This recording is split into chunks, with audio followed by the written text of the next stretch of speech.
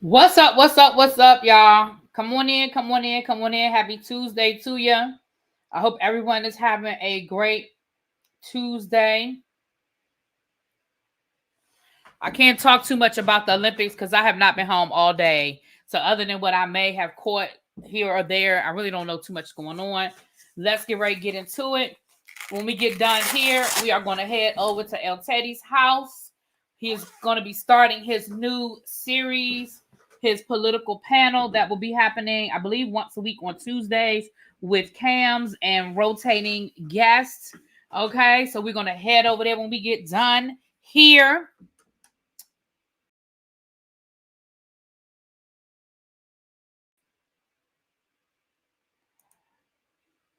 Hey, Cajun, why you always, oh, you make me sick. Not blood pressure cuff. Ugh. Anyway, um, let's get ready to get into it because we got a lot to kind of cover today. Hold on.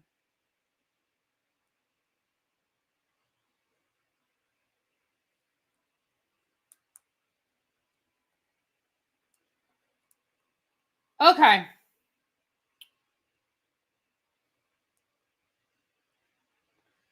So let me say hi to the people. You know, this is our tribe meeting. We are very informal here for the tribe meeting. So let me say hi to the people. Okay.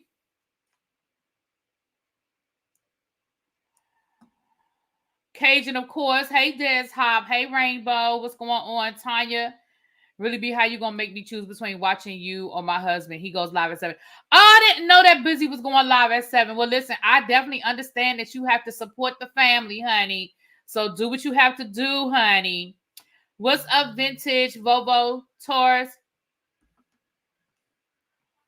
Oh, Quake, what's going on? Hey, Sean. Hey, hey, hey. Montrez, Majestic, Powerful, Lovely Nola, what's going on? Marnie, Terica, Ravine. All right, you guys. If I didn't speak, charge it to my head and not my heart. Let's go ahead and get ready to jump into what it is that we need to get into, honey. Thank you, Miss Pretty Amazing. Thank you so much. Glad to be here. Got my drink ready. All right, I don't see Tracy yet. Y'all know when Tracy get here, the bar will open up. I don't see her yet. Who knows where Tracy is, child? You know, Tracy be in these streets, honey. Tracy be in these streets, child. We don't know where Tracy is. She may show up, honey. All right, so let me give you guys, let's start with a little update from some stories we've talked about. I got my list here. Let's start with a little update, okay? So, yesterday I brought you the story of Achily McDow, the actor who played David on David Makes Man. He was also on the show Billions. He was arrested last week on charges of murder. And we didn't have a lot of details. So we have gotten a little bit more. We've gotten a few more details today. Well, his arraignment was yesterday. So we have a few more details. And from what I gather, the reason why he was arrested and the reason why he was arrested so swiftly is because the person that died, that was, unalived. Hold on, y'all. My light. I don't know why I keep forgetting to move my light. Hold on.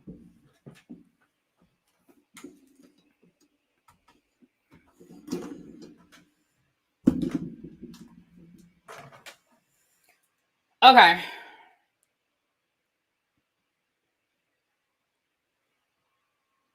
The person that the person that he is accused of unaliving, excuse me, because he has just been arraigned and arrested. Nothing has been proven one way or the other. Allegedly, he was there to make a drug transaction. That don't look much brighter. What's going on with my light these days? The light don't look like it's lighting. There's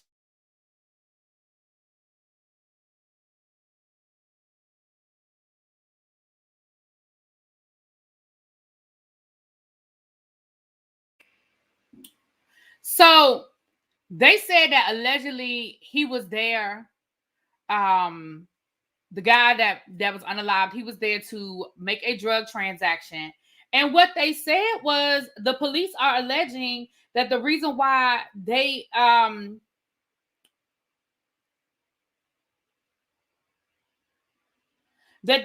singled in on him so fast is because allegedly he is the neighborhood weed boy. And the apartment in which that apartment building, that is allegedly where he has been dealing drugs out of. So it sounds like he wasn't just in the wrong place, wrong time. It sounds like he wasn't just, I'm going to read you guys a little bit more information has come out since his arraignment was yesterday. More information has come out. So what they're saying is that allegedly there was a dispute between Achily and Caesar Peralta. I guess that's his last name. This is a quote from the police report. This defendant was seen talking to the complainant. They had fist fight. The defendant pulled out a pistol and shot him once. When the complainant went to his car, he shot him again and again. An unidentified witness said they heard the shots ring out before seeing McDow speed off. McDow noted in court that he was struggling financially and had a public defender. His manager, Jonelle Witt, said in a comment. His manager went on to say, "This is an unfortunate situation, and I'm in prayer for Achille and those impacted by this tragedy." Wow.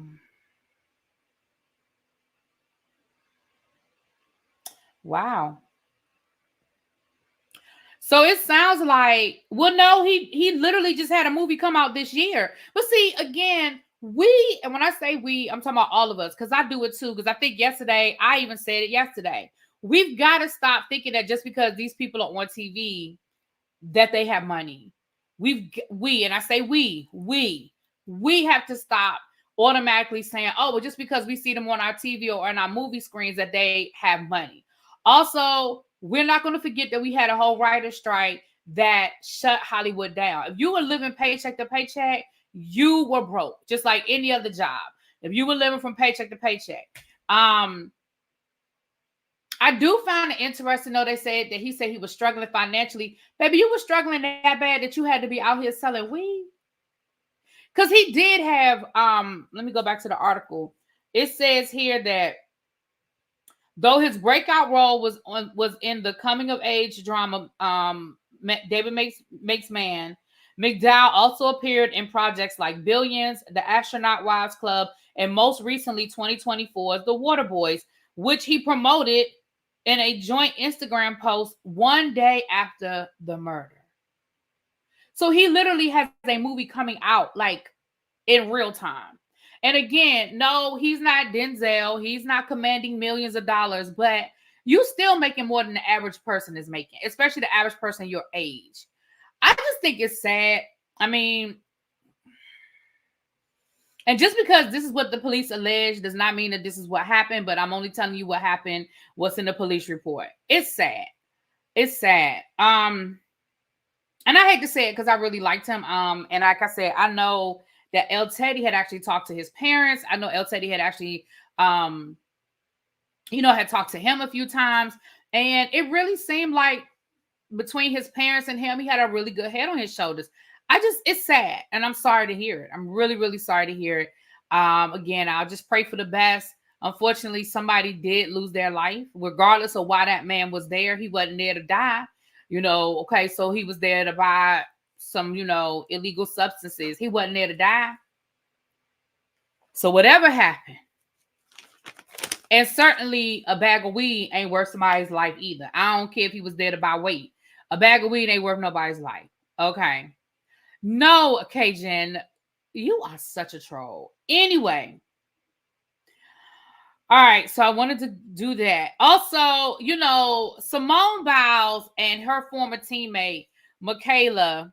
Well, actually, Simone ain't been beefing with her. Michaela was beefing with Simone. I don't know what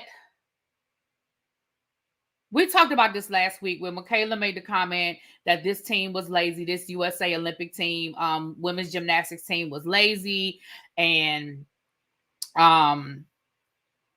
they weren't disciplined, and of course then they turned around and won the gold medal, and as a result, baby, they was trolling her. They was trolling this lady, okay, as a result of her making these comments about the USA Olympic team, women's team, gymnastics team, being undisciplined and not working very hard. They turned around and won a gold medal. Now, as a result, she did delete that video and she did turn off her comments. And Simone, posted, Simone, listen, the one thing I love about Simone, baby, Simone is clapping back at these people.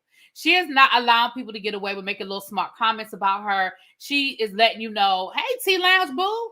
She is letting you know, I am here and I see you and I will respond accordingly. So she did respond to the girl, and then she let us know that the girl had blocked her, honey. Well, the girl has now, Michaela, has now come forward and said, hey, Simone, can you please ask your people to stop trolling me? I have gotten death threats. And so can you please call them people off? Now, let me say this. You play stupid games, you win stupid prizes. Let me. That was my first response. Tracy will tell you, because when Tracy sent me the story, that was my response. My first response was, you play stupid games, baby, you're gonna win stupid prizes. Okay. But the other, hey, Monk Chip Boo. But the flip side to that is this. I do think, and we've talked about this with Nicki Minaj's fans, with the Beehive, with other fan bases, sometimes people do too much. Like we, and when I say we, I ain't talking about us, because I know none of the tribe does this. But baby, it's not worth it. What she said about Simone is not worth a death threat. It's just not. It's so not that serious. So she said that Simone and her teammates were undisciplined. Okay, well, who's walking away with a gold medal? You know what I mean? Like, at the end of the day, who's walking away with a gold medal? It really is not worth threatening somebody's life, regardless of how we might feel that her comments came from a place of disrespect. We might feel like her comments came from a place of jealousy. We may even feel like there's a little tinge of racism. I don't know. However you feel that these ladies said. But the fans, y'all, we don't need to threaten somebody's life because we don't like what she said. Like really, y'all, we don't. Like, seriously, like, real talk. We do not need to do that. Now, the flip side is Simone can't control these people. Just like Nicki Minaj can't control her people, just like the Mellow Meters can't control their people, just like the Beyonce can't control the Beehive. Simone can't control these people. Now, Simone could say, hey, y'all, death threats are a bit much. Death threats are a bit far. But let's be clear. You think these people don't already know that?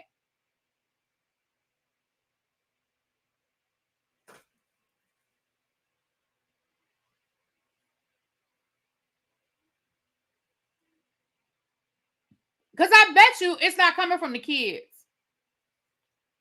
But that, unfortunately, is the world we live in. Hey, Lexi Boo. That, unfortunately, is the world we live in. Right? We live in a world of keyboard gangsters. We live in a world of keyboard gangsters. We live in a world of people that always have a whole lot to say behind a screen, behind an avatar, behind a keyboard. So, I mean, Simone could come out here and be like, all right, y'all, that's a bit much. Please don't, and she can. I don't think it's her obligation to do it, but I think it would be nice if she did. I don't think she has to. Just like I'm not going to say that Melody has to tell her fans. Would it be nice for her to do it? Sure. Just like I don't think Nicki Minaj has to tell her fans. Would it be nice? Sure. But the reality of the situation is she not their daddy.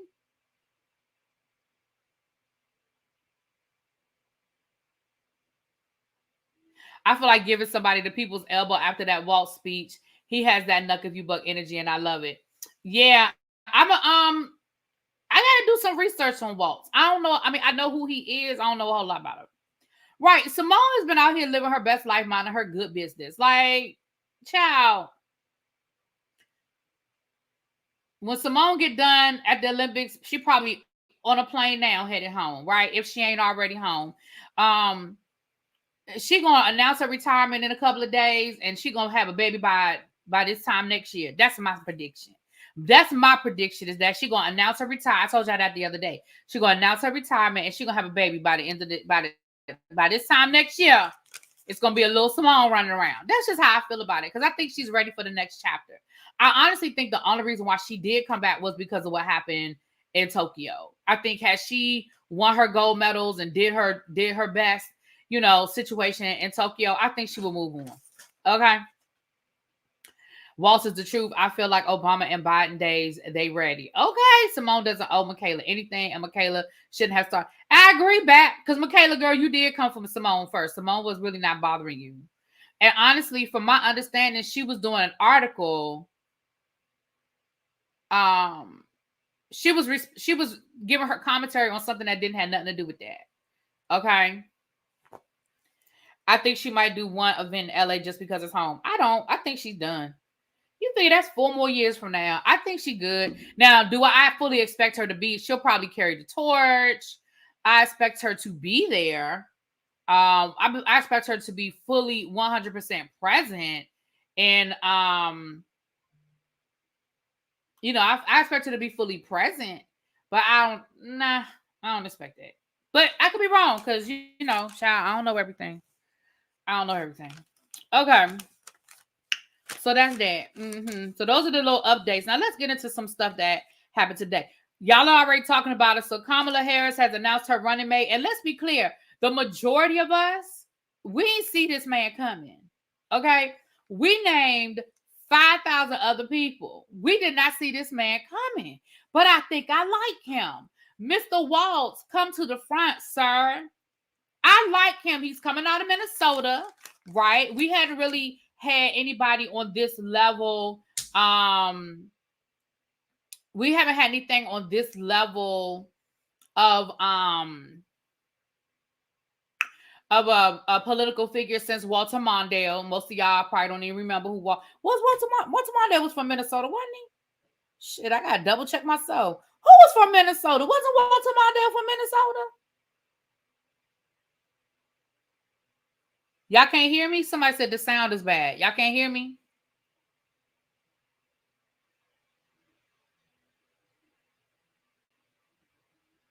I thoroughly enjoyed him calling Trump and Vance. Oh, never mind. Okay.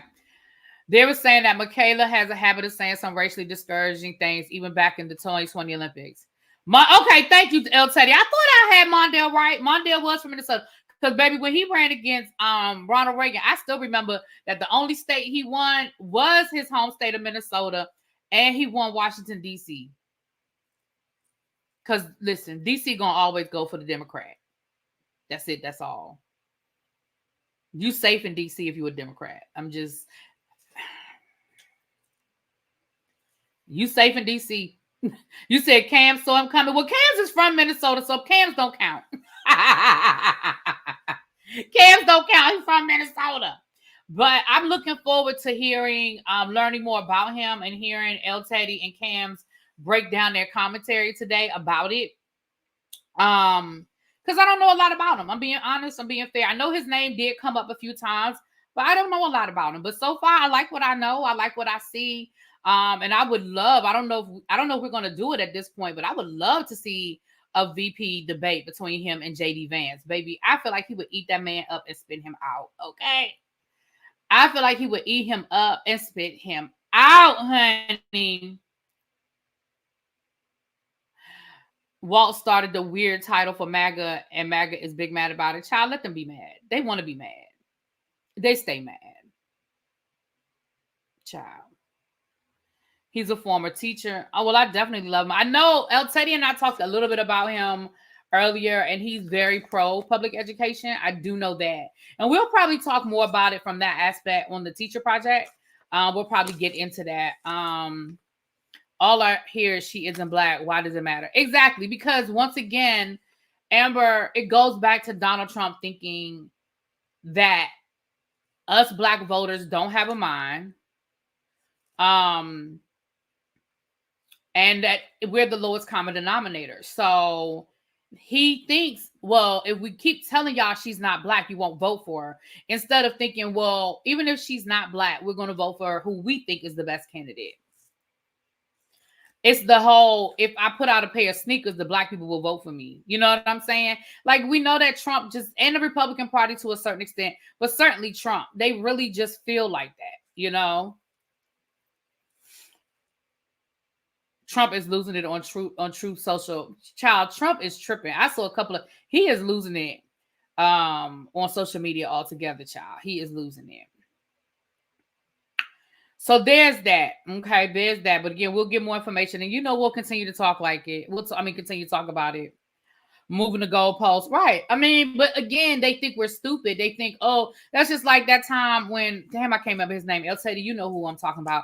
When he went to, when he was running for president against, this was back when with Trump, he was running for president and he went to go talk to Howard University and he said, what if I were to tell you that Martin Luther King was a Republican? And everybody in the room was like, duh, we knew that.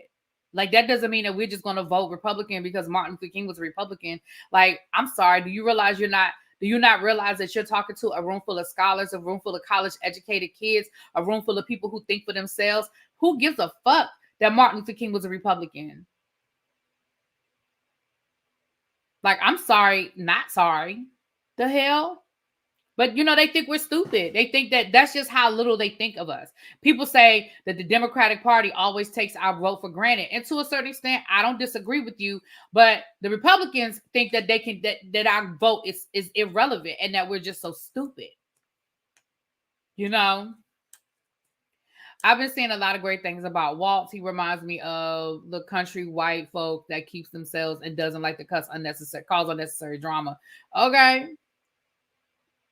I kind of like that Trump underestimates black people. We will always outsmart him. Racial bias is binding. Ooh. Ooh.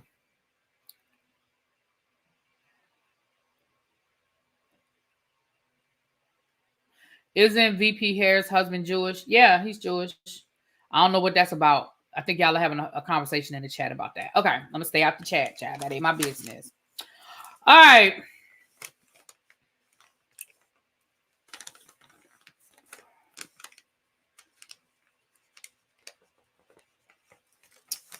Okay.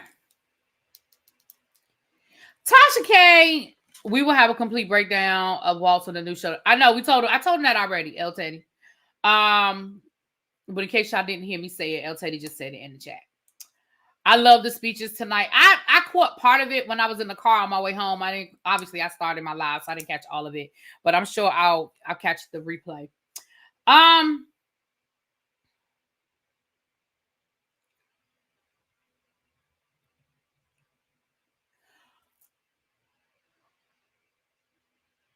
Excuse me, I apologize. So Tasha K won in a default judgment against Bishop Lamar Whitehead. Now listen, we don't really have a whole lot to say about this man because he is in jail. And he's going to be in jail for at least the next 7 to 8, 9 years. Okay. But he did have some unfinished business that he left dangling out here when he went to jail. And one of those things was this multi-million-dollar defamation lawsuit that he filed against Tasha K. Obviously, he before he went to jail, he didn't have an attorney. So we knew that this case was going nowhere fast, right? He didn't have an attorney. And what happened was Tasha K countersued him. And she won by default. Why? Because he didn't show up. Why? Because he didn't have an attorney. Because even though he's in jail, had he been paying an attorney would have continued to defend the case. But there's really nothing there to defend. And let's be clear. Both of them said nasty things about each other. I mean, we're just going to call a thing a thing. Both of them said really nasty things about each other. Nobody has the higher ground in this conversation. But what I will say, and this is something, all right, Babu. But this is something that Pam said yesterday when she was going over the lawsuit, and she has a very valid point. And what Pam said was, even though as much as we may not like Tasha K, or we may not like how Tasha K moves, we should, as people who are in my profession, right? I mean, I'm a part-time YouTuber, blogger, whatever word you want to call me, vlogger, whatever. We should never be rooting on the side of anything that is going to limit our freedom of speech. So Bishop Whitehead was suing Tasha K for defamation, really based on stuff that he had done. Now there were a few things that I think she threw in there. Maybe she was just being Tasha K. Maybe she did have some proof.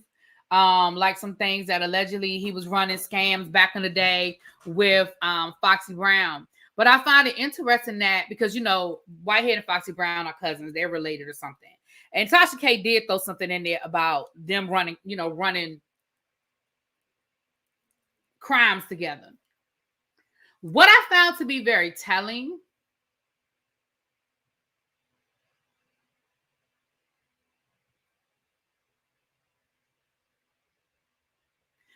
is that Foxy Brown ain't say nothing. Now, that doesn't mean that she's guilty just because she chose not to address it. But I found it very telling and very interesting that she didn't say nothing. And to me, she, even though, you know, we know that she's not really on front street anymore as far as, you know, being out there in the public eye, she definitely has a higher profile than Whitehead had. And the fact that she chose to not address it, I find that to be very interesting. And again, that just because she chose not to address it doesn't mean she was guilty. That ain't what I'm saying either. But it sounds like she was very much like, yeah, it's whatever. But yeah, so just to give y'all that little bit of information. So Tasha K had a win. The good thing is she won. The bad thing is, because in that case, she should have won. The bad thing is she's so far behind on the list of people he owes, she ain't gonna never see no money. Okay. She ain't gonna never see no money. She is so far down on the list. I mean, when the prosecutors told the woman from the church that she may not ever see her money, I know Tasha K got to be below her on the list. So right, he did. He filed a bunch of lawsuits against a bunch of people, and he done lost all of them. That's the sad thing, child. He lost all of them. But anyway.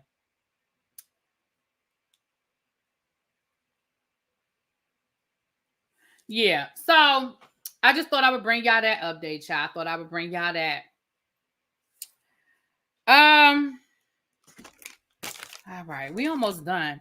Now, today, I was going to do a separate video on this, but one, I just don't have the time to do it. And two, it really wasn't given. I mean, it's something to talk about, but it wasn't really as much to talk about, to be, if I'm being honest, right? Fucky Diva, aka Quentin, sat down and had a conversation with Carlos King today. I'm gonna be honest. I'm generally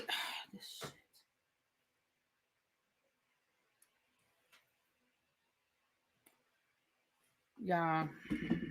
I'm having some. Is it delayed to y'all? Am I looking delayed? Am I? Whitehead was in the Daily News today. One of the robbers is talking. Ooh, send me the link. Send me the link. Send me the link. Tracy, send me the link, please. Hey, Katrina. Hey, boo. Oh, I'm so sorry, y'all. I'm yawning. Oh my gosh, I'm sorry. All right. It's the ads. Is that what it is? Okay. Okay, so first of all, let me give my little ad. Don't forget to shop Black Girl Vitamins using the discount code ReallyBTV. I believe you get 15% off of your purchase. I want to thank you to the people who have already done so. I went and checked my dashboard today, and some of y'all have already been purchasing, and I Appreciate you. Thank you so much for supporting me as y'all always do. And again, I support Black Girl Vitamins. I use Black Girl Vitamins, and I absolutely, they right here, child. I did my vitamins before I left the house today. I had missed a couple of days, and I think that's why I've been so sluggish lately, honey. Oh shoot, I went to the doctor today. Y'all know I forgot to ask my doctor about, damn it. I asked her about everything. See, that's why I'm supposed to make a it's Really BTV, Tracy. I changed it. To Really BTV. Damn. That's why I gotta make a list. I forgot to ask her about me being so sluggish because I wanted her to do some blood work. Any other time, damn it, she forgot to give me my mammogram paper too. All right, I'm gonna call her tomorrow. I'm gonna have to go back up there. Funky's getting on my nerves. What about your merch? What about my merch, Amber? I got merch. I've been had merch. It's in the description box. Yeah, that's what I said. I'm gonna call my doctor tomorrow. Well, actually, my doctor, is she open on Wednesdays? Yeah, she's open on Wednesdays. You know, my doctor is semi-retired. That's why I need to find me a new doctor, because she is semi-retired, honey. She works on Mondays, Tuesdays, and I think Wednesday she works a half a day, but it's the second. Wednesday is her late day.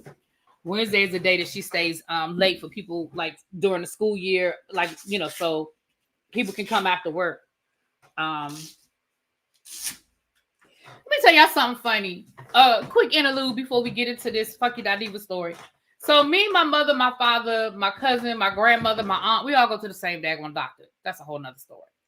So on my way to the doctor's office today, on my way to the doctor's office today, the way I go to the doctor's office, I literally drive past my parents' house.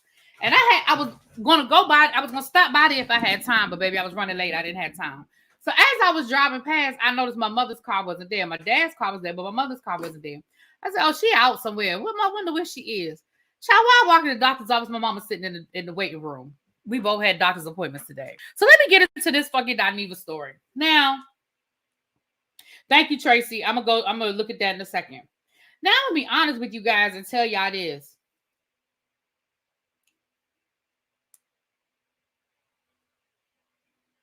I'm going to my notes. That's why I'm looking. I'm going into my notes.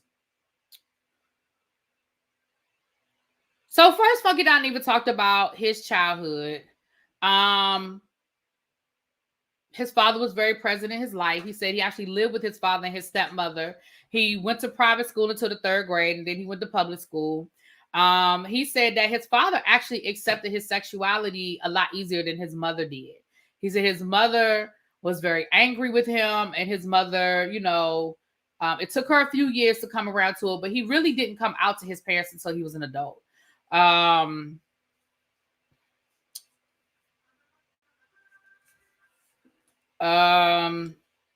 He talked about how he got into blogging. He really started it as an online diary. Back in the days of blogging, he would blog his day and talk about his boss and talk about how terrible she was and this, that, and the other. He said the way the moniker, the persona of Fucky Diva came about was he had a wig from a leftover costume. He said he was actually the Real Housewives. Him and his friends were the Real Housewives of Atlanta for Halloween one year. He still had the wig, found it one day and made a video. One of his friends dared him to upload the video to Facebook. He did it. It went viral. And that was pretty much all she wrote. He said that he got fired from his job, which is what he said. He was already in the YouTube partnership program. Right. He was Nene. Right. He said he was in the YouTube partnership program. Wasn't really making a lot of money. I think he said that he had only made maybe $100 at that point, but he got fired from his job, and he made a decision there that he would just collect his unemployment and basically bet on him. And that's, you know, he said the next thing, you know, within the year, he was on Love and Hip Hop at the reunion and things of that nature. So he went into that story. That's like the stuff y'all don't care nothing about, child. We know y'all don't care nothing about.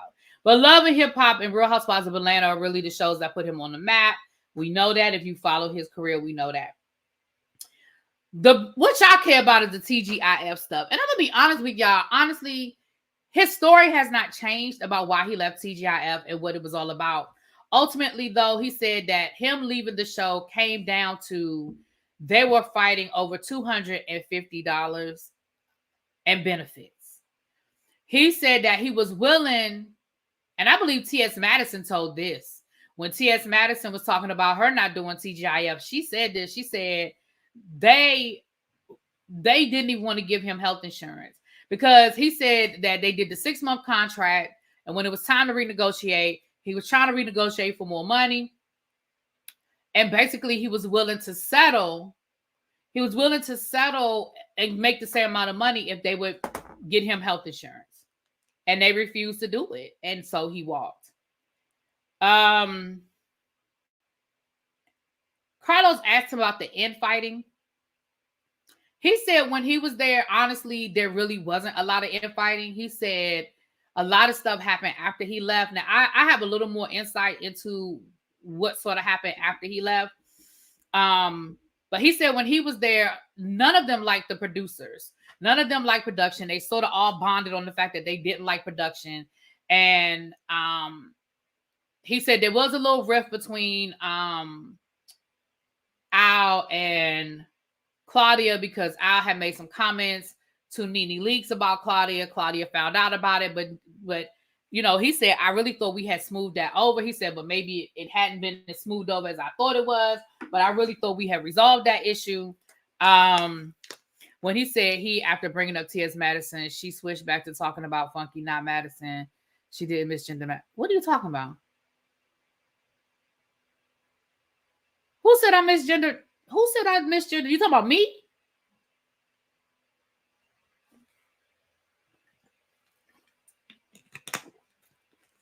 I didn't misgender T. Are you talking about me? I was talking about, okay. I think that's what you said in the chat, but I didn't misgender. Maybe y'all misunderstood me, but I didn't misgender.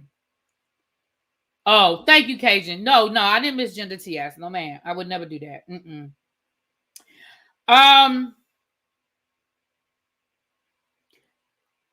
He did also, you did, but it was a mistake. No, I didn't. I didn't.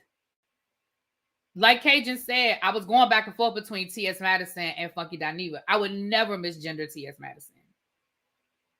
You were talking about Maddie, and then you said he going back to Funky. Right. I was not misgendering T.S. No. I want to thank you, Cajun, because I didn't realize that's what it sounded like. I was going back and forth between T.S. Madison and Funky Diva.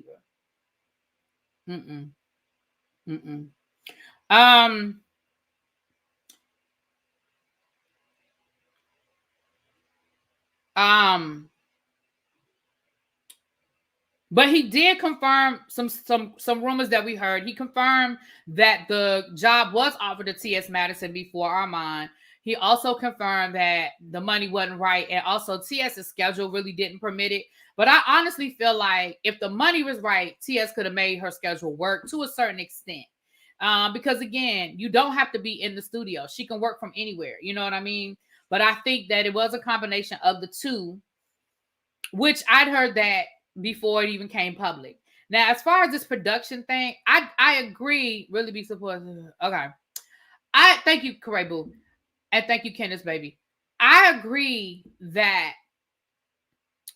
I believe what Funky said about them all sort of being on the same page as far as production is concerned, that none of them liked production.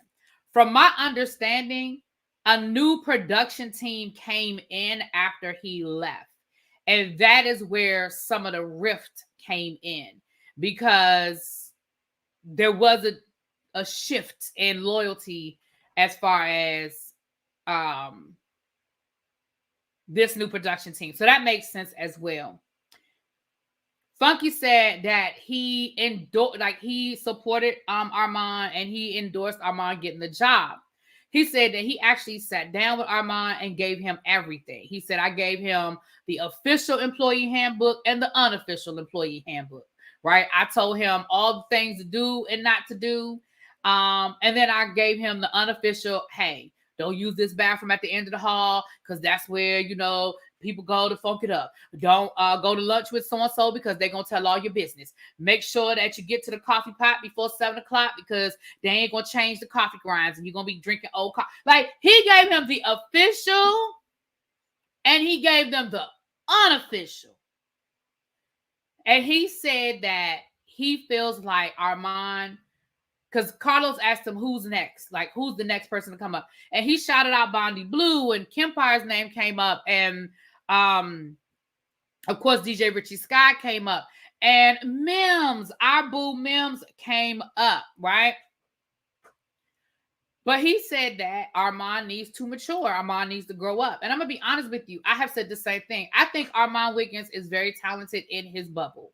Do I think he can grow outside of that bubble? Sure. Anybody can grow outside of their bubble, but you got to do the work and you have to decide how you're going to move. Right. And I agree 100% with what he said. He said that he was very disappointed in Armand. He said that roast, when he saw that roast, he said the roast was unprofessional. And he said it was clear that people had gotten into Armand's head. People had fed him information. He said because Armand had not been there long enough. That Armand had not been there long enough to have the information that he had to be able to use it as a weapon. So why did I just click on this video and hear my name? Y'all, was she talking good or bad? I was saying that you got a shout out on the Fucky Diva Carlos King interview today. And I was on the phone with him this morning. We were talking. But I 100% agree with what he said. I agree. And the thing that I like and dislike about Fucky Diva is that he is blunt. He's going to say what he has to say, and however people feel about it is however people feel about it. I personally agree with what he said. And here's the thing. At a certain point, we have to choose to respond differently. Now, Armand posted something. I don't know. I feel like it was in response to Fucky Diva. I hope that Armand hears what is being said and not just respond to what is being said. Armand seems to want to go roll, but wants to go corporate. You can't do both. Absolutely. And that's where you have to make a decision. And one thing he said in the interview was he had to make a decision to take the wig off. He said there are rooms that Quentin can go into that Fucky Diva cannot. Now, do I think that Fucky Diva makes all of the right decisions? No. Do I think that there are times when he allows himself to get caught up in emotions? Yes. But I think we all do to a certain extent. But there has to become a point where we have to make a decision about how we are going to move forward and what direction we want our platform to go in. And that's in any job.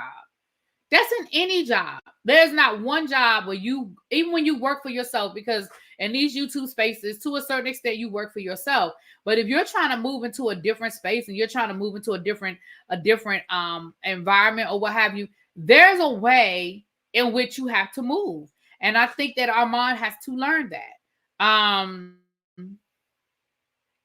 have a different view of this wig, but I'm gonna let Funky cook. Well, no, what's your opinion, Xavier? And Xavier said we only have 85 likes, but we got 200 people in the room, and I know that's not true. Okay, if y'all could please hit the like button, I would appreciate that. All right, it's a free. I'm gonna use Mam's line. It's a free way to support the platform.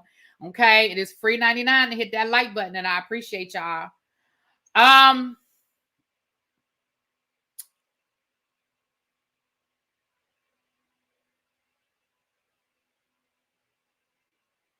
Let me see. He said that roast had a big part in the cancellation of the show, although it was not the only factor, but he does feel like it was a factor. He said he is in the process of moving back to Atlanta because he has goals of being on a syndicated nighttime talk show. That's where he wants to go next. He also said that he is in love. Well, he said he's in love. He said he's in a relationship and is getting there. It's getting there.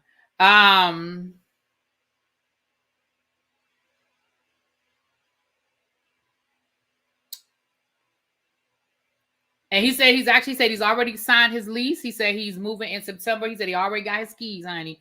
So he is in the process of packing up and heading on down back up to the ATL. Yeah, I figured he would move back to Atlanta as well. For those of you, I find it interesting that he absolutely did not speak on Michelle Brown. He did not speak on his past issues with substance abuse, which he has spoken on other platforms. So he didn't need to necessarily regurgitate it. But I found it interesting that that was not addressed at all. But I figured he would make his way back to Atlanta as well. Remember when he moved, he was absolutely in a bad place. You know what I mean? He was really, really, really, really, really, really, really in a bad place. So, you know, I think he got it together. He did some things. Now he said he averages between $35,000 to $50,000 on YouTube. He said depends on how hard he chooses to work. He said if I'm consistent and I come down and I do content on a regular basis, then you know I can make about $50,000 a month. He said if I dial it in, then I'm looking at $35,000 to $38,000. Anyway, I don't think that's anything to sneeze at. Okay. Now, for the people that say that Fucky Diva does not like Black women, he did address that to a certain extent. He said, yes, there are moments where I take it too far. But he also said something very interesting. And it was something that made me have to do some, listen, I had to do some soul searching when he made this comment. And I had to a certain extent, say, He said that people's outrage also depends on who you are offending. People's outrage is also on who you are offending, right?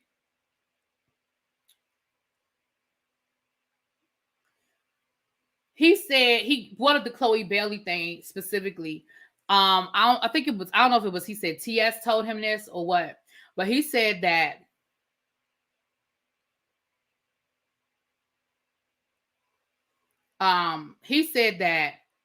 what I want to say it was TS told him. Hey, Mr. Willie Brown. Hey, boo. Told him that when you outrage is subjective. And it is. I agree, Mims. And I think it is to a certain extent, too.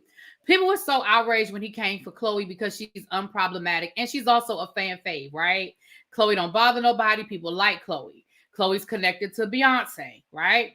He said, but when I say the same thing about Sexy Red or I say the same thing about Glorilla, nobody has a problem. There's no outrage. He was like, so, it is very subjective. And I agree with him to a certain extent. I agree with him that it is subjective.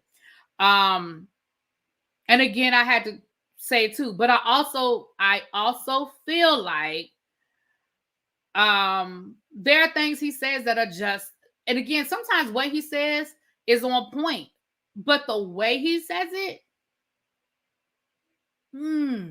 like the comment that he said that pissed me off, right? When I responded to him and he responded back to me. I understood the point he was trying to make about teachers. For those who don't know what he said anybody in this day and age that's a teacher or a social worker is just a damn fool. And I was like, I'm offended by this. I forgot exactly what I said. I said, I'm very offended by this. And you owe your subscribers that are in these fields, you owe them an apology because this is very hurtful the way. I don't remember my exact words, but I'm paraphrasing. And he responded back to me. He told me I chose to be offended. I understood the point he was making because let's be clear, there are times when I do feel like a damn fool for still being in education. I agree. But it was the way in which he said it. It was unnecessarily nasty the way in which he said it. And so sometimes it's not always what you say, is how you say it, and it's your delivery. And that's what I agree.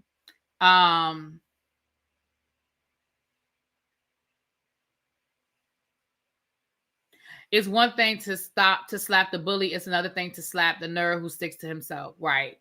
The putting people down for not having all the money he has annoys me at times. Your audience helps you live a rich lifestyle. Yeah, I do. Right, Melly.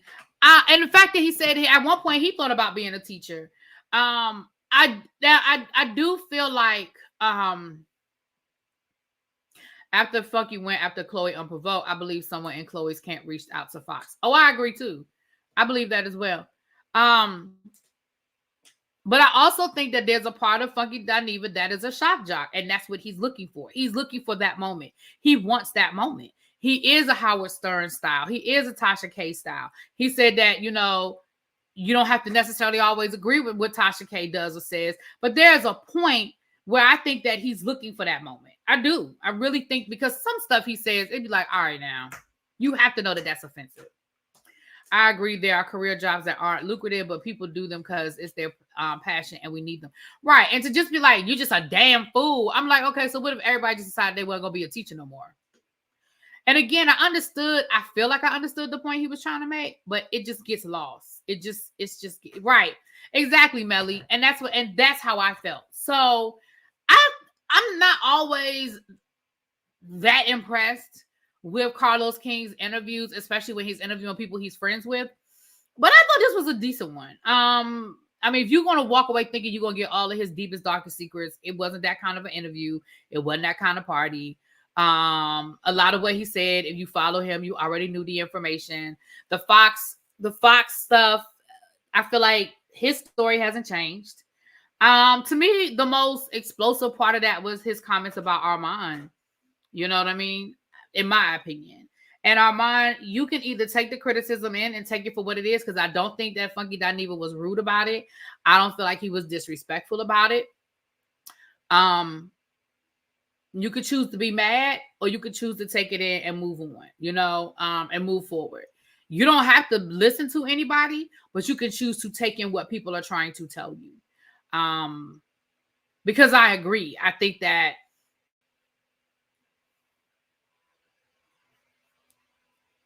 you just have to make a decision sometimes, and you have to ask yourself who has more to gain in this situation. You know, the gracious thing for him would be to call Fucky Diva and they have a conversation offline.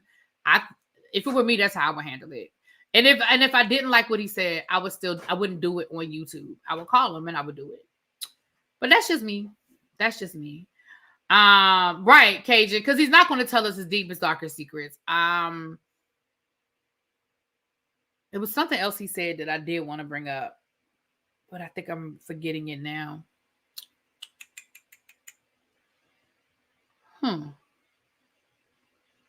Exactly, ma'am. Not everybody is motivated by money. Oh, yeah. The comments he makes about the money thing, it you know what, it pisses me off too, because you weren't always that person either.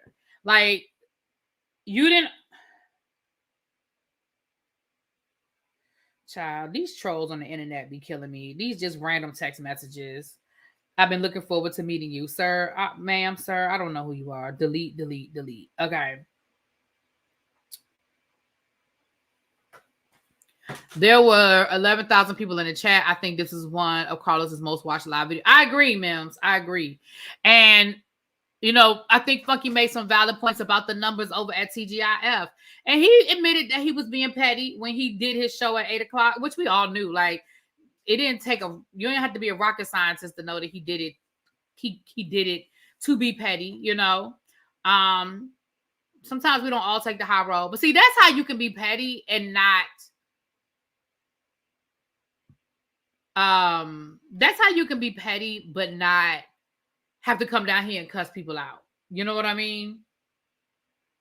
You don't always have to come down and like cuss people out. Xavier, I get those. Listen, those are those random texts. They want you to open up the text. They want you to respond. I get those texts all the time.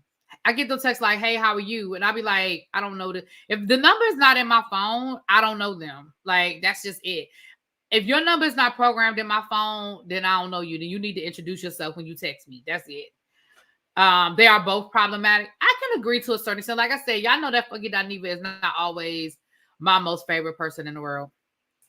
I don't always agree with things that Fucky Diva says. Again, in most cases for me, it's his delivery more so than what he says. I think some of what he said, now some of what he says, I think it's just, ugh. That's what I call screwing by the book. Yeah, I mean, that's how you move, right? I don't really have to tell you. I can show you. Like, I don't have to tell you that you need me more than I need you. But guess what? I can show you. And like Fucky Diva said, a lot of them people in the chat over at TGIF were my people. I had the YouTube presence. Those were my people. And when I left, they left with me. And he wasn't lying. The numbers didn't lie.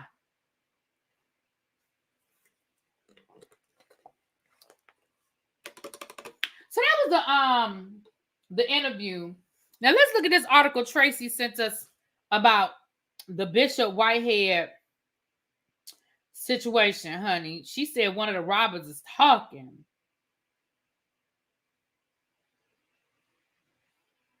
Now he wants leniency because the victim's a crook too. So that is not how that works. So that's not how that works. Man who robbed Brooklyn Bling Bishop Lamar Whitehead wants leniency because the victim's a crook too. Let's see what this man talking about. One of the two men who robbed Brooklyn Bing Bishop Lamar Whitehead says he should get leniency on his sentence because the bishop is also a crook. Ex-con Saquon Pollock's lawyer made a point of Whitehead's fraud conviction in a letter to the judge. Lord. Tracy, it's not letting me finish reading it. Damn it. I have an account, but I don't have an account on my phone. Shit. Hold on, give me a second, y'all.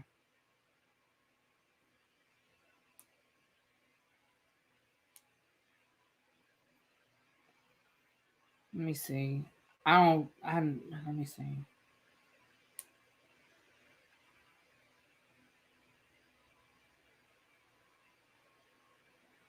Let me see if it'll let me. Okay, it let me go in. Hold on, give me a second. The arrest, trial, and conviction of Bishop Lamar Whitehead, one of the victims here, bears mention and consideration by the court. Defense lawyer Gary Villanueva wrote to Brooklyn Federal Judge Court William Kuntz on Friday. Although the bishop's crimes and conviction do not exonerate Saquon, nevertheless, there are factors which the court may consider in fashioning a reasonable sentence that is not greater than necessary to achieve valid penological goals. Okay, big word. Pollock, 25, and a second man, Juan Anderson, are awaiting sentencing in the dramatic court on video July 2022 stick-up. The third suspect, Shamor Leggett, was killed in a gunfight with police in New Jersey. Pollock faces a maximum of 20 years when he is sentenced on August the 12th. But under the terms of his plea, he can appear if Kuntz goes higher than 7.5 years. In his letter to the judge, Villanueva highlighted Pollock's difficult childhood and said he was working to better himself just a few weeks after the robbery. Pollock was accepted into an underwater welding training program in Texas and was set to move there just 13 days before his arrest. Villanueva's sentencing memo doesn't go into why Pollock should get a break because of Whitehead's crimes, which he calls appalling. He declined to comment when contacted by the Daily News. Child, sir, that is not how this works. You do not get less time because the person you robbed is a crook. Sir, that's not how that works. That's not how any of this works.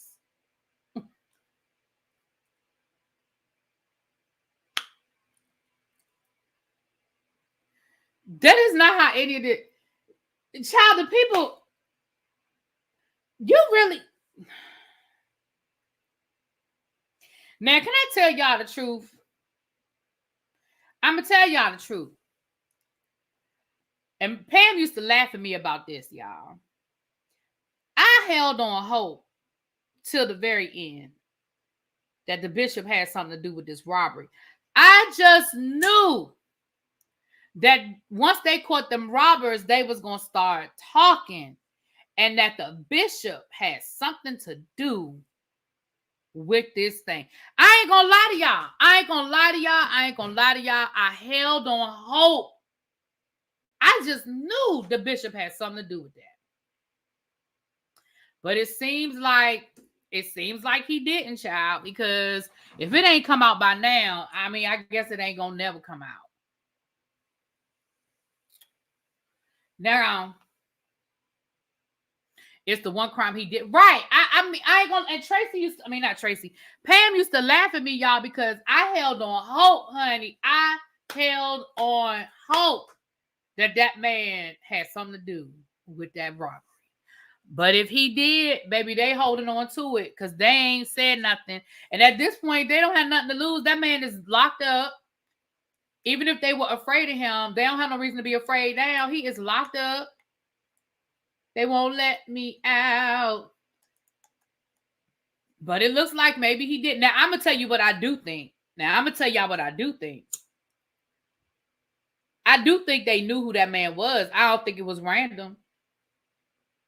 I think they did know each other. I think the older guy, the one that got killed, I think he knew.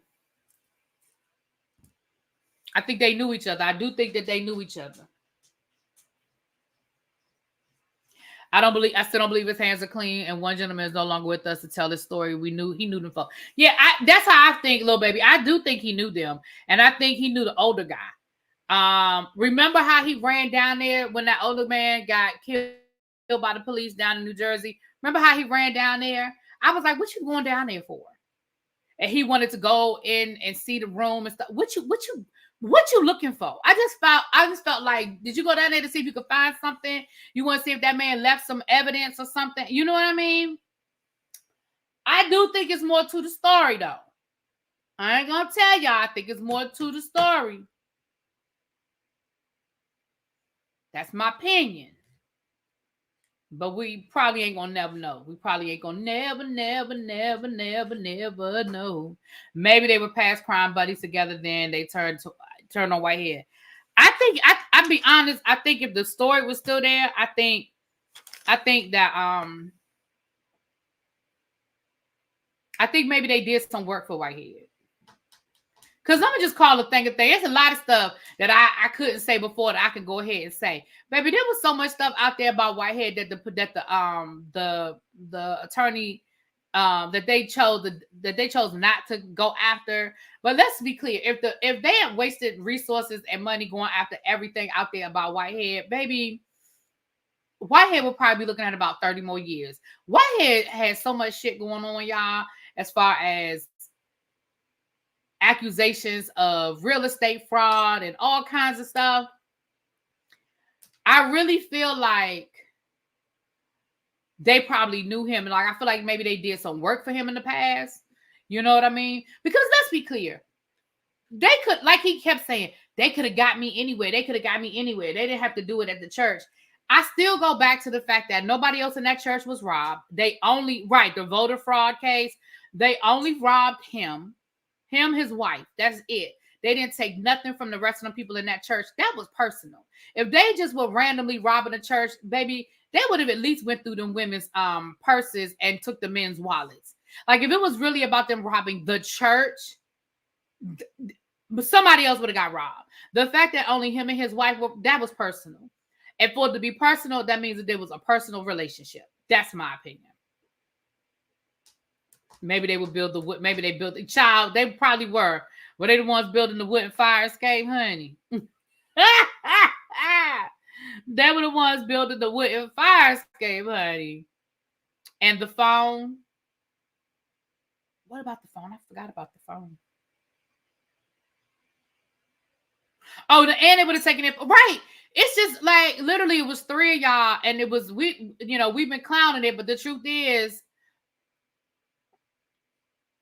it was three of y'all, and it was about 15 people in that daggone church. Y'all could have had all of them phones, wallets, and purses in less than 10 minutes. Like y'all could have been in and out. It would not have taken.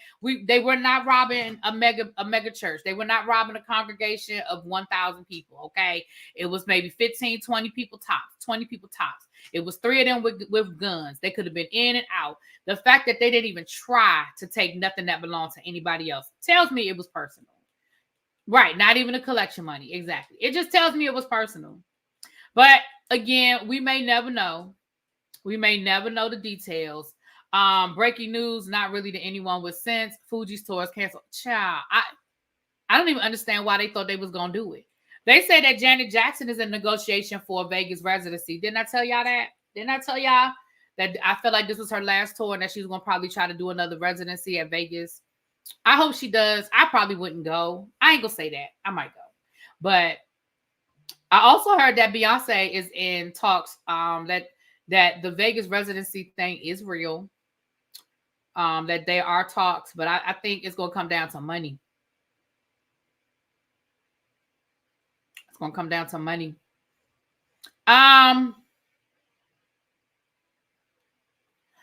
they didn't take nothing, Chuck. All they took was his jewelry and his wife's jewelry. That is it. That is all. Vegas LTD members are trying to do a meet and greet to celebrate. Oh, y'all doing a meet and greet for Janet? Let's try a meet and greet in Vegas with Janet. Oh, Lord. No, that would be El Teddy. That's the scholars. That's y'all.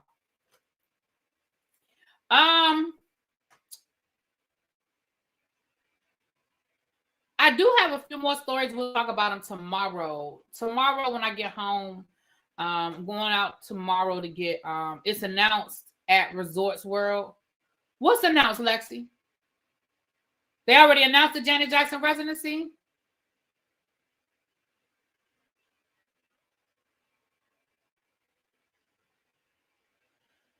I didn't know they had announced it, Lexi. I missed it. Okay. It's at Resorts World? Okay. Yeah. So, I don't know the dates or anything, but I'm sure El Teddy's going to make a trip. I'm sure El Teddy's going to make it happen. I do have two more stories, but we're going to talk about it tomorrow. We'll come down here tomorrow.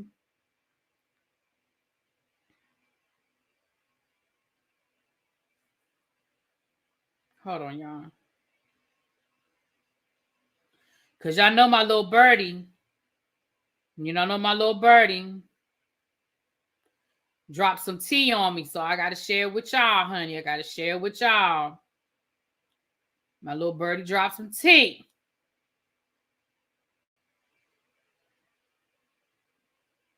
Oh, Janet. Okay, yeah, Janet. Thank you, boo.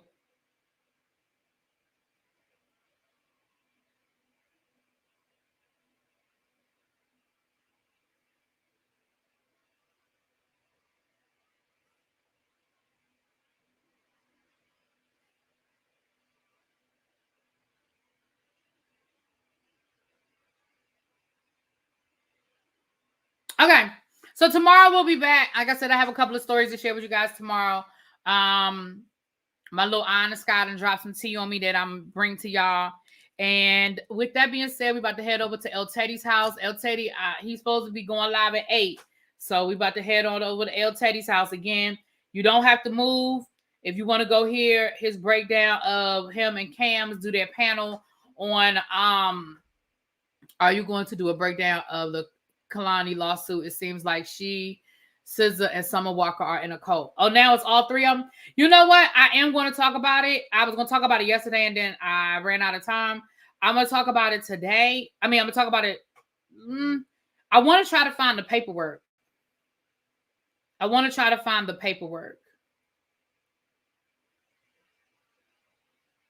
But yeah, we're going to talk about, it's at 8:30. Oh, well, I ain't going to be here for another 30 minutes. Sorry, El Teddy. I thought it was at 8 o'clock. He told me 8 o'clock, child. Well, if it's 8 o'clock, I guess I could do one of these stories. We got 30 more minutes. Y'all want to do Latasha? Y'all want to talk about Latasha Scott? And then tomorrow we can do Kalani. And I don't think it's a lawsuit. I think it's he petitioned the court. I have to get the information, Tracy. Latasha Scott. Y'all want to talk about Latasha Scott, child? Let's talk about Latasha crazy ass Scott. Child, she's still out here talking. She's still hating on Kandi. And she is still taking no accountability. Let's talk about Latasha Scott. I got a few more minutes. Latasha. Yeah, Latasha.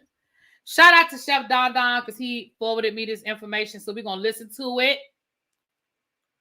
Is she still married to Rocky Child? She ain't going nowhere. I told y'all they trauma bonded. They have trauma bonded. She ain't going nowhere. Because then she would have to admit that people were right.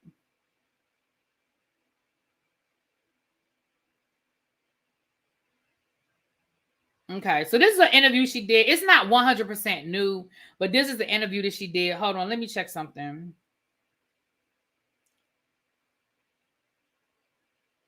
She does talk about the lawsuit though with Mona Sky Young. This is from 7 days ago. So this is about a week ago. About a week ago. What about Larsa Pippen? What is there to hear about her? All right. Y'all ready? You brought all this beautiful weather with you. I mean, you know. So let's talk about it. Gospel Project. Yes. Your label. Yeah. That's swag. Yeah. That's dope. Speak on that. I mean, you know, I've been in the game 30 years. And I learned a lot. You know, becoming a student in the game, you have to understand what ownership is and then also what investing in yourself is. And so that's what I did. You know, I wanted to make sure that I own my masters. I wanted to make sure that I had control over my music. And so that was just real big for me. And signing my... So it sounds like she did get dropped by Motown Gospel because she said she got her own record label, child. To myself, you know. That's gotta feel good. How much am I gonna pay me? I'm not mad about her owning her masters. I'm not mad about one ownership. But what you want, girl? Yeah. Well, I need this, that. Well, we can't get that. What you gonna do? And then too, you know, when it comes down to creative part of it, you don't have to ask somebody. I think this song should be what it's gonna be. Like I was able to put the songs out the way that I wanted to. You ever Suge Knight yourself? What no, you you're gonna do this. Oh, yeah. This every day. Blood. You see, I'm in the building.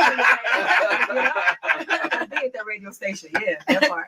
You know, we talked about that a second ago. We had Chloe Bailey here earlier this week, and I was saying a lot of artists don't do the radio run anymore. And you said you've been in the game 30 years. So we're around the same age. I remember being in high school singing Kick Off Your School and Relax Your Feet. Party on down to the SKP. So what happened with SKP? What happened with SKP? You know, we like you so low. So explain that for us, because some of us are like torn, because I like this run for you because it's all about you. Yeah. But the Escape fan of me still wants to know you're a part of Escape. I'm definitely a part of Escape. I created the name. That's the mothership. That's where I come from. I will never forget where I come from. But it's time for me to do music. I've always wanted to do music. I know Kandi didn't want to do music because she always felt like if we didn't surpass what we did. How Kandi get in this? Kandi ain't said what. How Kandi get in this? She said, I wanted to do music. Kandi didn't want to do no music. What she means is new music. Let's be clear. Words mean things. Because Kandi is doing music every night she on that stage. You mean Kandi didn't want to do no new music. And let me just let it play. Beginning, then don't do it. But when I'm doing music, it's never predicated on sales. It's because I'm passionate about what I do. It's clearly not predicated on sales because you don't sell nothing. So. We know that. Right. She could have said other members. She could have said the group didn't agree. Why it always got to be Kandi? So the other girls was like, no, we, don't fall victim to what she's saying. I want to do music. So that's why I'm here. And once again, it's me and it's her and the girls are in the middle because she said the other girls fell victim to what she said, but I wanted to do music. So your sister and Tiny don't have a mind of their own.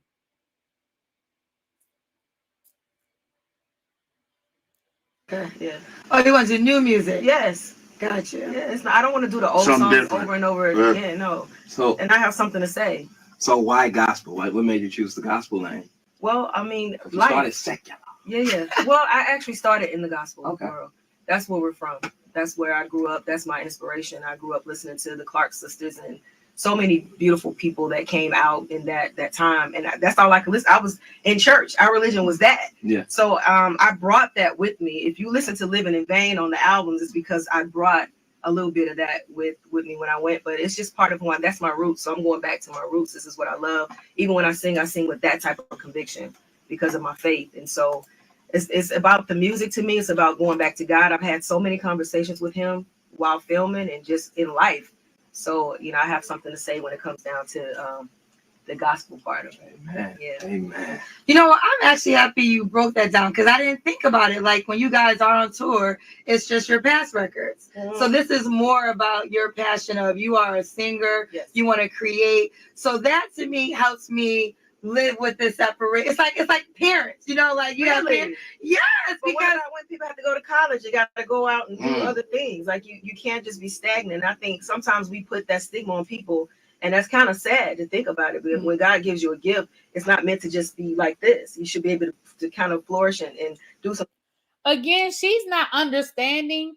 Nobody had a problem with her wanting to do her own thing. The problem was how she chose to do it, the way she moved, the fact that she was not honest and inclusive up to her band members about what it was that she was doing. Girl, ain't nobody telling you can't go out and do a gospel album, but the way you moved is the problem. Girl, bye. Things you want to do, not to say to leave, but sometimes you got to go break out a little bit and then come back. Are you guys in a friendship space right now? Because I think they might be in Chicago. I think literally today. I think they have a show somewhere else. That's what I'm hearing. Yes. That's what you mean. That's what you hearing. I didn't know anything.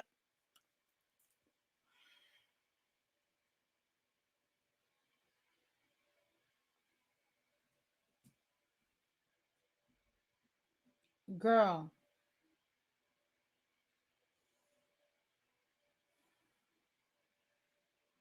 That's what I'm hearing. Girl, you got the same tour schedule that the rest of us have. You know they on tour. You know they on tour because you tried to sue them to stop them from going on tour. So we know that you know that they are on tour. What you mean? That's what I heard. Girl, you knew they was in Chicago.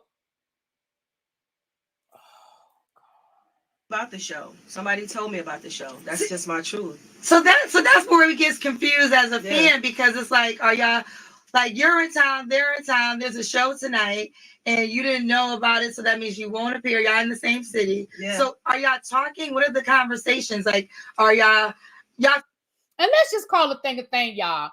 I don't think it was an accident that she was in Chicago at the same time they were in Chicago. Because let's be clear.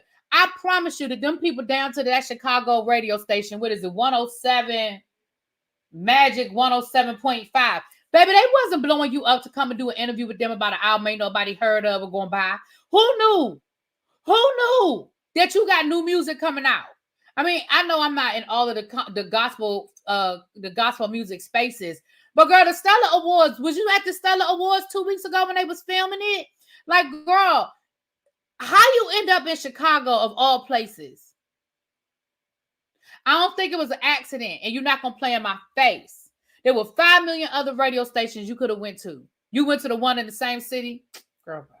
Family, so I won't say y'all enemies. Right, no, but, we're not enemies. Yeah, because you know that you're blood. But what is the state of y'all friendship right now? Because y'all both are in the city, and you said you heard they got a show tonight. Yeah, I heard that they have a show tonight. I've been hearing that they have a show. But I was not invited to the show, mainly because they're still dealing with a promoter that threatened my husband's life. And I said, I'm not doing the show. So oh boy, here we go.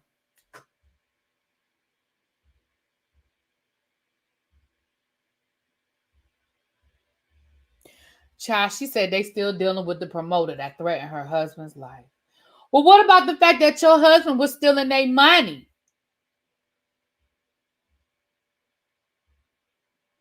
What about your husband was stealing their money and was dealing in kickbacks and finder's fees? Stand on what I believe in. So they continue to do the show. So that's why I'm not doing the show. That makes sense. Yeah, no, I'm not. Some things you got to just stand Yeah, on. no, I'm that's who I am. So you talked about talent. Yes. And how you can't keep your talent in a box or in a cage, and you're stepping out on faith. And let's be clear, ma'am, that is not why you were not at that show. You are not at that show because of that. You're not at that show because you are not a part of this tour. Nobody asked you to be a part of this tour. Nobody, well, I can't. Girl, you ain't a part of this tour. That's why. Doing the gospel album. But talk about how your talent has also put you in a position to do a plant-based cookbook. Like the whole singing thing, how it leads into a lifestyle thing. She's so small. Like help a brother out, man. I need some plant-based cook. Well, you know, back in the day, I was always known as the fluffy girl from Escape. You know, they would put that stigma on me, and I didn't like it. You know, I felt like my mother named me Latasha, and that's just not what it was. And plus, I wanted a healthier lifestyle. So as I started to understand what eating was, and they talk about lifespan is actually health span, is what you put in your body. And I'm like, okay, so I stopped eating pork, stopped eating chicken, and stopped eating beef. And I saw the effects that it had on me, and it started to do cardio. And so I started creating my own little recipes. And then I got with my husband and my son, and we kind of just put some things together. So when we went on tour in 2017, 2018, we had so many people at the meet and greets, like, girl, like, what are you doing? You know, and I'm like, I'm just eating right. And then after that, 2020 came, and then, you know, the pandemic hit. And I'm like, Lord, I can't sing right now. I gotta walk in my gift. How do I do it? And he was like, take to the cookbook. Everybody needs it. There's a perfect. So you went cold turkey, no pun intended. Well, no beef, no chicken. Yes, but I didn't do all at one time. It was baby steps. And so I like to tell people that it's not just you just get rid of, because then you feel like you're being directed. Yeah, I like a good sandwich now. Yeah, I wanted to talk about that because I've tried the vegan lifestyle. Okay.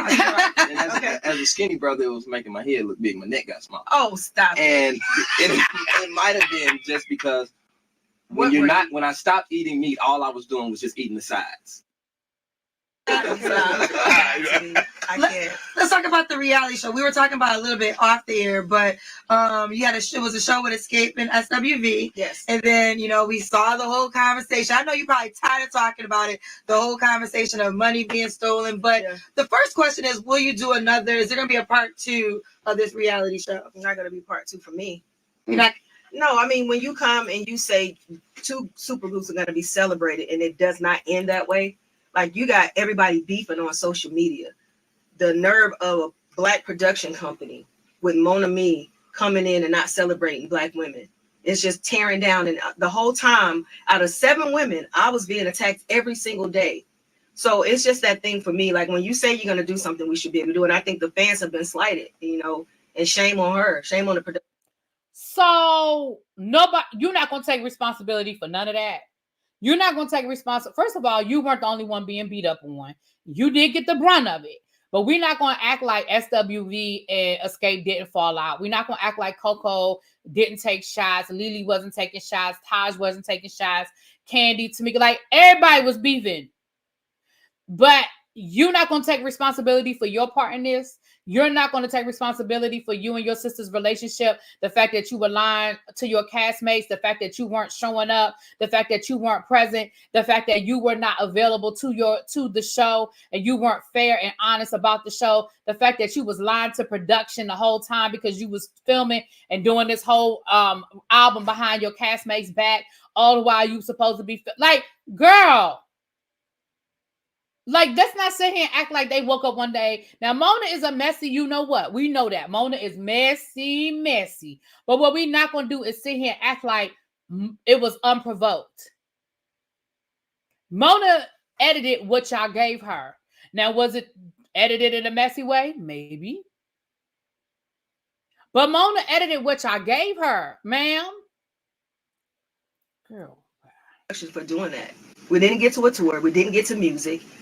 So what was the end goal? Like, what are we doing here? Did you guys film those scenes? Because, you know, for me, I'm be honest, I have been approached for reality TV so many times and I've always declined because I know what it is. Yeah. Like, I feel like we kind of know when you do reality TV, they're going to show the worst of you and not the best of you. So when you went in, were you not thinking they were going to try to find mess? Because that's what reality TV is. Yeah, but we, at the end of the day, we had already gone through the worst of the times with the first still kicking it. Okay. So we were getting past that. Did I have reservations? Of course I did.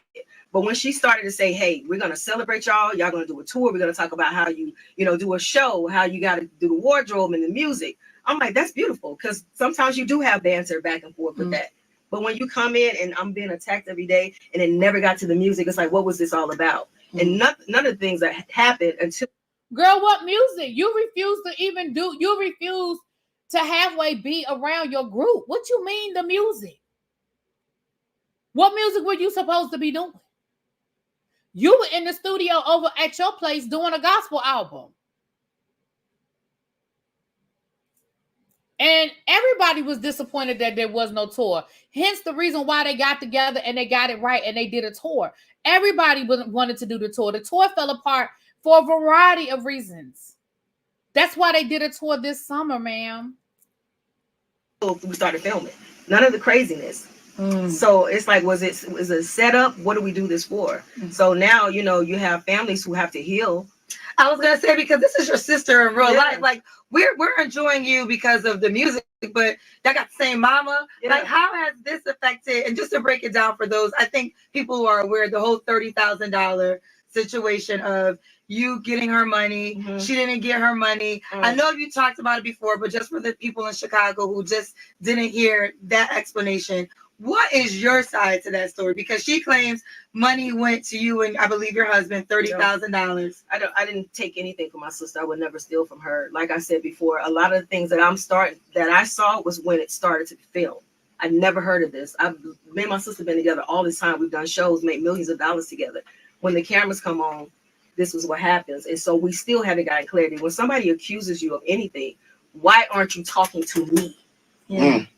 Why are you saying things to other people? Why are you talking to people who have nothing to do with nothing? So is this for television? Now, here's why I don't believe none of what she's saying. And I know this is all, we've talked about this. But if y'all go back to that scene when Tamika showed up to the mama house and Tamika got mad and Tamika said to her mama, you know she stole my money.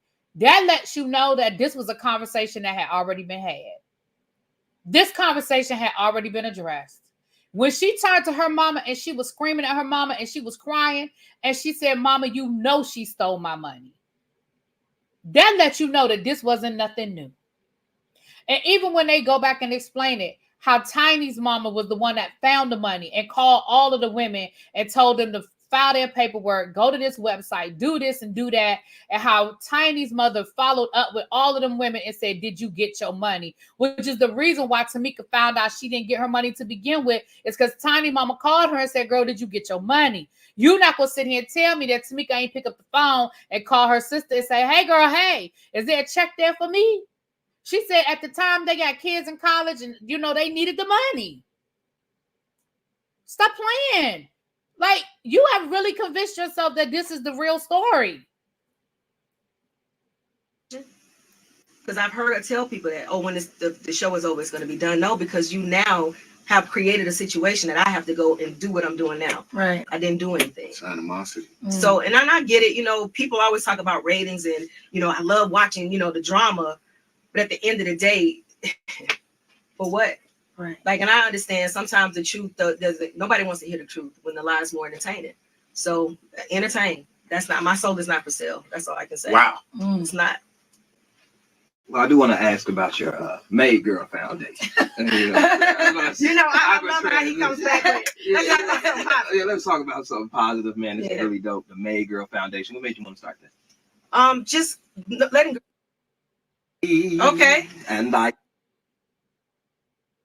I've had promoters call me to do a comedy show, and my wife is sitting right there and be like, "You want to talk business?" I said, "Well, whatever you telling me, tell her." I mean, she gonna end up. You gonna end up giving her a check anyway. I just work for them. Oh wow, I love it. So what I'm saying is, do you think that's intimidating to little people when they might not necessarily have that dynamic in their household, and you all on a unified front and be like, whatever you got to say, you can say in front of him, and whatever you got to say to him, you can say in front of me, because we do this together. That could be intimidating, but when you are confident in your relationship and confident in yourself, it shouldn't be. But so many times I've found that is true. Yeah. You know, even with me saying I have ownership, that's because my husband has actually had the conversation with me. What you want? Right. What we doing? Right. And he's actually walking in. The words make a difference. Always with it's not I, it's not you. It's like, that's what right. are we doing? And that's why when they see us, we are a unified front. And I'm never gonna apologize for that, because he's been with me during the roughest times. I mean, we've actually been homeless together. So when you see that type of relationship and you see that type of bond, people don't respect it, and some people celebrate it. Some people don't. Right. But I'm cool with it because I know what we have at the end of the day. So and kudos to you for saying you bring your checks home to your wife. That's all. Well, I don't have no choice. I mean, passwords and everything. I mean, you know, she can smell it. You got to show that they get it. Come on, how much was it? It was only $1,500. You a lie? Come on. Then my daughters are standing there. Come on, Daddy, you lying. One more question I want to, because you've mentioned 30 years in the game, and I feel like, so you've been on all transitions. Like when you first started, it was all about music and talent. It wasn't about social media. It wasn't about what you ate today, who you. if you notice, I was very emotional during that time. Right. There was a lot going on. My sister and I were trying to heal. My mother was calling. So I had a moment. Nobody was around me, and I went to social media and I said my feelings, and I kind of got choked up with words, and I did say those things, but that's not what it was. We have open communication, and it's in the privacy of our bedroom. Okay. So people did get it misconstrued, but at the end of the day, I don't care anymore with people. I'm tired of trying to explain to people because y'all gonna take what y'all want anyway. Right. But we know what we have, and I'm cool on that. I appreciate you asking all these tough questions. I was like, Lord, but I want to just also say, I'm happy I'm talking to you because I understand this solo moment, how it's so important is to you. For me as an Escape fan, of course, I want to see y'all all together, but I believe y'all all will still come back together. It's like, to me, it's like the Bobby Brown moment. Like, I got to go and I got to do this for me. But just like we saw a New Edition a couple weeks ago, all together, it's going to make better music, better moments. I do see y'all Escape all for y'all back on stage. But can I add this, though? Yeah. At the end of the day, I've championed everybody's success. When Tiny did her EP, I was right there, front and center. My sister did her EP. I was not included in any of that. Kandi did her music. This is my first time actually getting ready to do something on my own. And it feels good from a perspective of a woman being empowered. You know what I mean? And then at the same time, I will never leave the group. That's not what it's about. I'm just doing me for now. So what she said is a little disingenuous. You actually were the first person to do your own thing. It just never came out.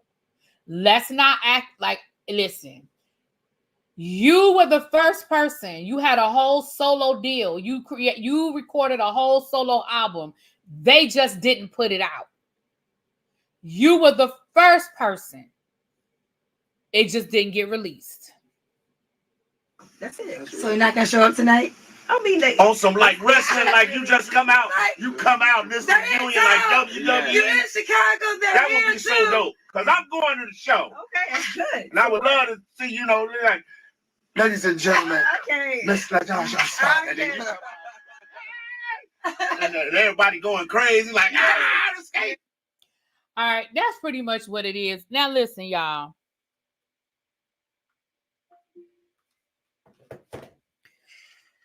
The solo Flight 404 album was good, but I didn't come out for a long time. The original solo album vanished, right? An empowered woman does things in decency and in order. They don't sneak, hide, and cheat people out of what's rightfully theirs. Yeah. Again, and here's the thing. I know for a long time, I think Kandi took a lot of the hit. But I think over time, people have come out and more of Kandi's story has been validated than hers. That doesn't mean that Kandi was 100% right. They were young. They were kids. I think all of them made some bad decisions that they would do differently. But I think that Kandi was vilified, right? And even in this interview, she still threw something at Kandi that it was like, damn, Kandi, how I get here? How I get in this?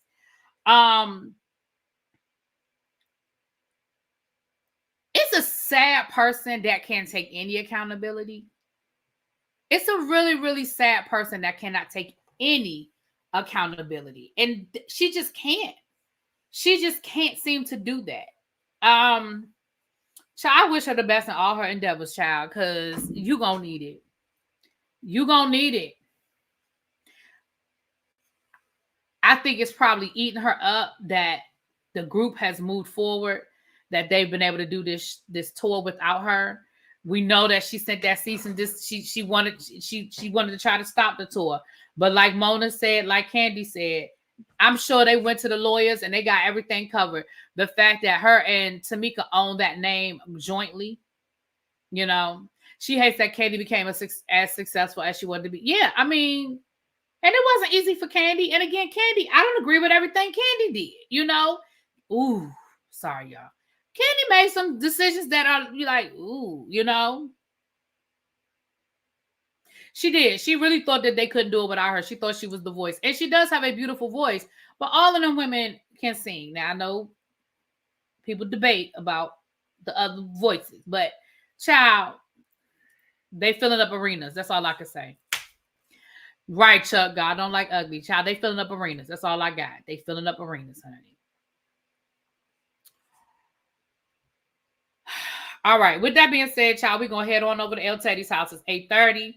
Again, it's 200 of y'all in here. If you have not done so already, please hit that like button. Please, you guys, support my affiliate code over to Black Girl Vitamins. Even if you're not a Black girl, you can buy some vitamins for a Black woman in your world.